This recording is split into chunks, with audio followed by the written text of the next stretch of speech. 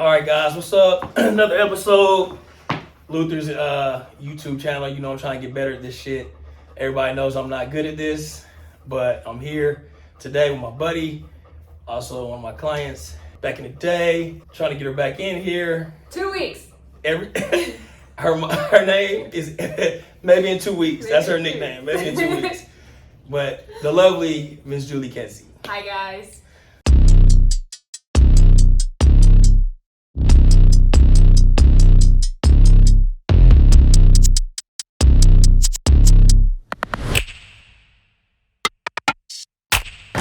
Julie is an awesome lady. She has a great story.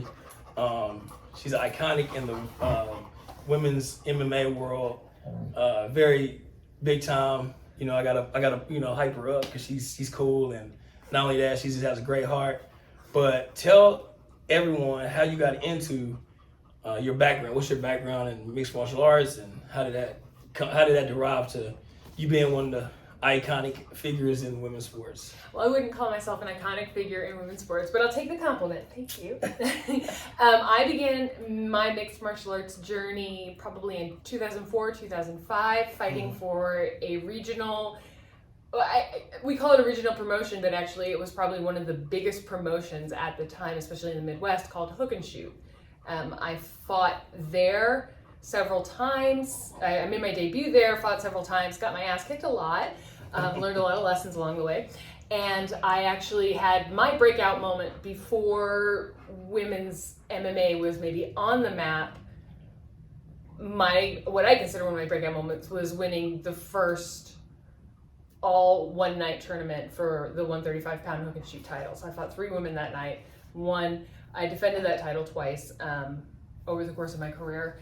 But shortly after that title, or after I won that, I ended up fighting on Elite XC in 2007, and that was the first kind of, I guess it was the first nationally broadcast. I don't understand all the broadcasts. So your fight was the first women's fight on television. Yeah, I would say there's something with television channels that I'm sure there's some kind of technicality I should say, but it was on Showtime. It was the first female MMA fight that was network televised or whatever against Gina Carano. And that was in 2007, and Gina, of course, went on to be a very big star. I lost that fight, but I gained a pretty good reputation from it. And I continued my MMA journey I fought for Bodog, I fought for promotions in Albuquerque, I fought for Strikeforce, which was a pretty big promotion, and then when Strikeforce got bought out by the UFC, I fought for the UFC. So I had 2 fights in the UFC. I was in the first wave of female fighters that were actually fighting in the UFC. Mm-hmm. So, yeah. That's big time, man. Dang, so you like to say you're in the women's mixed martial arts history. Yeah. I think that's pretty cool. There were women who were much more famous than me and who did much bigger things in terms of titles. They ain't Julie though. They're not me. No, that's right. And what I was definitely a part of building that, and so I'm happy to have been a part of building that. I'm really happy with how that was. And I also was asked by Shannon Knapp to be a commentator for an all-female show called Invicta FC. Sorry, that's Cassius. She likes being on camera. Called Invicta FC. She's famous now too. Sit, baby.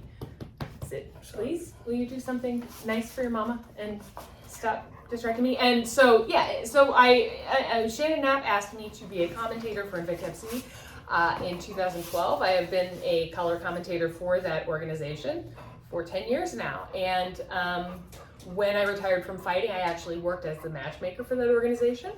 And I did that for a few years, decided I wanted to follow my dreams of becoming a professional writer, and so she's loving you.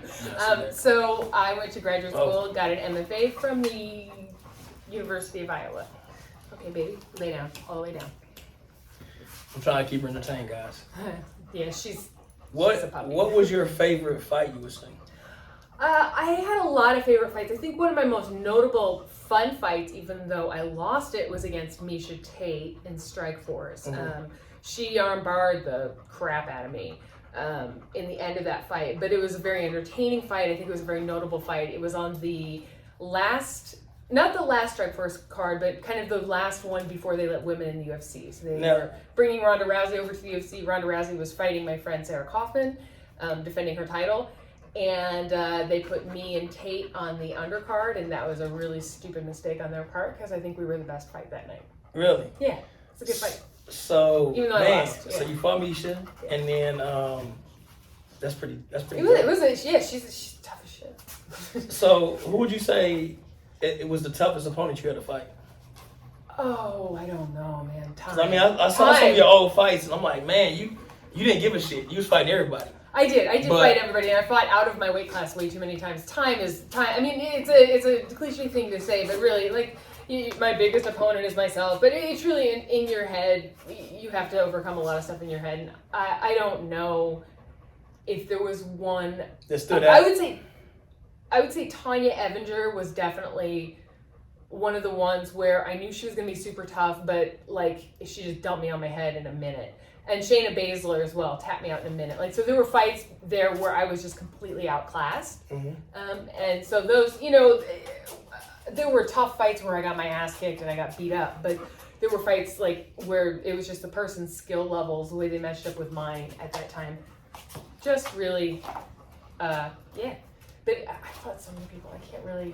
I don't actually remember. Fought a lot. Yeah, I'm about to say your track record. Yeah. How many fights do you kind of remember? You're like, I had 29 professional fights. I had about 12 or 13 kickboxing fights, but a lot of those were in smoker environments. So smoker's not really a fight, except you're fighting, so it is, but it's not sanctioned. So I don't know. I had a lot of fights. Now you cool. Now you guys are different. Most guys, when they fight the fights, they're not cool with the opponents. Are you cool with any of these guys that you fought? Or like, I noticed in women's is just so different. Like, you guys, shoot the shit in the backstage. I think it depends. Back in the day, before we were recognized, like before we were even allowed in a lot of shows, we had to build a community with each other. Right. So even though we were going against each other, it really was something special that we were doing together. I mean, we would be on a forum saying, hey, I need a fighter. Can you do it? Sure, yeah, I'll fight you. That kind of thing. And so you do feel a kinship to them. But I think there's an intimacy that you have when you beat the shit out of somebody for 3 to 5 rounds that, you're always going to end up respecting them to a certain degree, even if you won't say it. Right, so, right. Yeah. Who's someone that you still, like, that you would say is cool that you hang with? Or Caitlin Young, 100%. Caitlin Young and I fought twice. We fought once on a reality show that never aired. It was like the most horrible fiasco reality show in the world, and she beat me on that, and then we rematched in a title fight in Albuquerque, and I beat her in that. And she and I'm so cool with her. Like, I think she's a fantastic fighter. I think she's completely underrated. Mm-hmm. And it was like one of those things where she got a lot of attention really fast, and I think she's one of the best fighters in the world. I just don't think the odds weren't in her favor a lot of the time, circumstantially. But she's somebody I would, she needs my kidney. She can have it. Oh, that's big. Yeah. Favorite Sarah Kaufman as well, actually. Sarah Kaufman as okay. well, same thing. Michelle Waterson was never somebody I fought. Mm-hmm. She was my training partner, but she can have my spine. Like, Michelle can have anything. Yeah, she's like, Michelle has my heart. Like, I hadn't seen her in years. And favorite male fighter and a favorite female fighter in the UFC right now?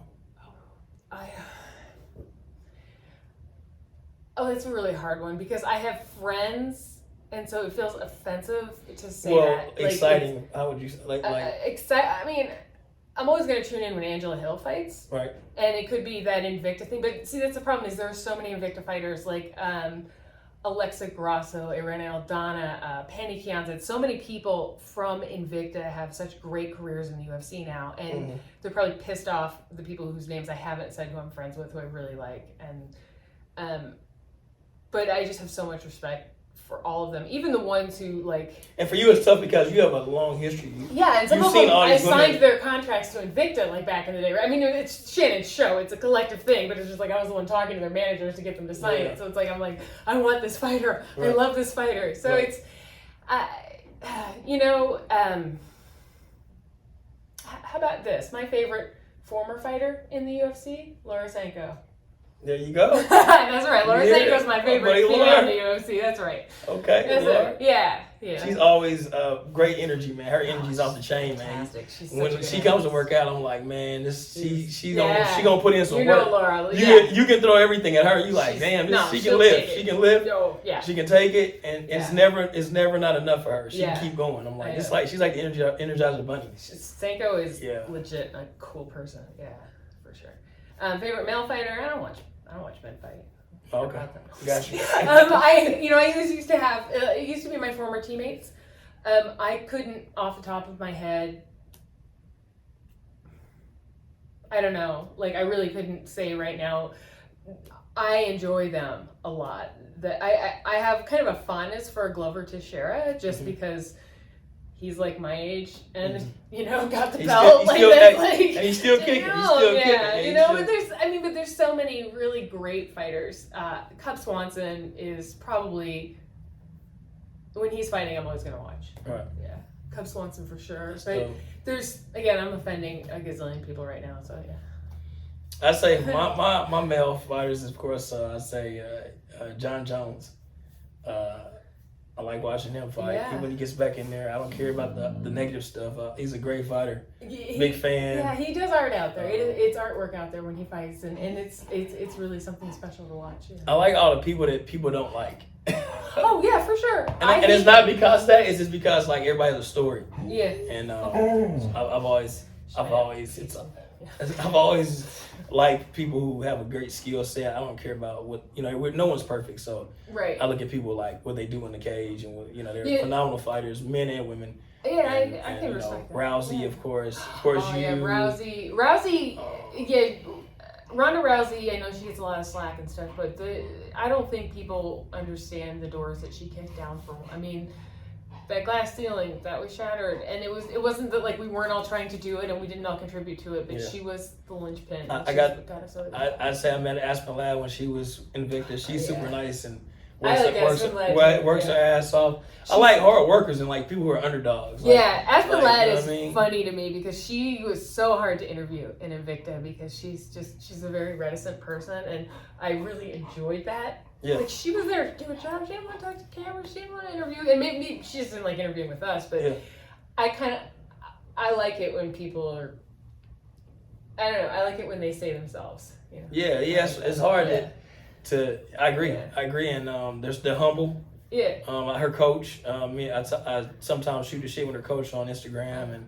And just, a real nice person. Their little team that she's assembled, and just really nice guys, and I like people like that who have a story. My biggest thing with anybody, fighter, male, female, I like their stories. Everybody has a story of why they become who they are, and I